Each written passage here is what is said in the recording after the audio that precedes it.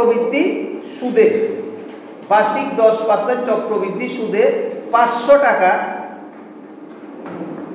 কোন ব্যাংকে জমা দিলে 10 বছর পরে সুদ আসল কত হবে? 10 বছর পরে সুদ আসল কত হবে? ব্যাংকে আমরা যখন টাকা রাখি তখন এটা কি হয়, একটা নির্দিষ্ট বছর পরে কতগুলো সুদ দেয়, তো 1 বছর পর পর কি হয়, সুদ দেয়। তো ওই 1 বছর পরে যে সুদটা দেয়, আমরা যদি সুদটা যদি না উঠাই তখন এটা আসলের সঙ্গে যুক্ত হয়, যুক্ত হয়ে তখন এটা পরবর্তী সময় কি হয়, আসল হয়ে যায়। কথাটা বুঝছো তো? পরবর্তী সময় সুদটাও কি হয়, আসল। তখন ওই পুরো টাকার উপর সুদ হিসাব করে, কেমন? তো এইরকম ক্ষেত্রে, এইরকম চক্রবৃদ্ধি সুদের ক্ষেত্রে সুদ আসল নির্ণয় করার জন্য, সুদ আসল নির্ণয় করার জন্য একটা সূত্র আছে। সূত্রটা কি? সূত্রটা হলো এটা, n = t * 1 + r/100 whole to the power t।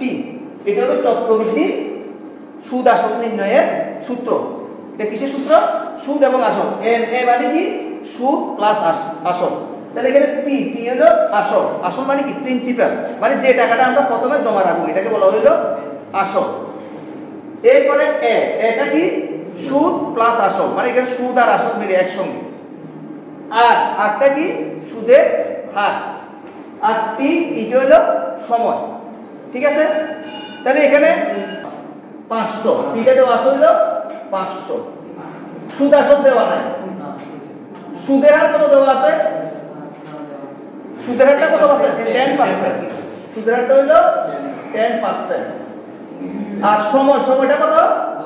10 বছর। সময়টা দেওয়া আছে হলো 10 বছর। এই মানগুলো আমরা এখানে বসাই দেব, কেমন? এই মানগুলো যদি এখানে বসা তাহলে পুরো অঙ্কটা কমপ্লিট হবে, কেমন? তাহলে মানগুলো বসালে দেখি কত হয়। p, তাহলে p এর মানটা বসাই। p এর মান কত ছিল? 500 plus 1 plus 10/100 into whole to the power কত? t। t এর মান কত? 10। t এর মানটা 10। আচ্ছা,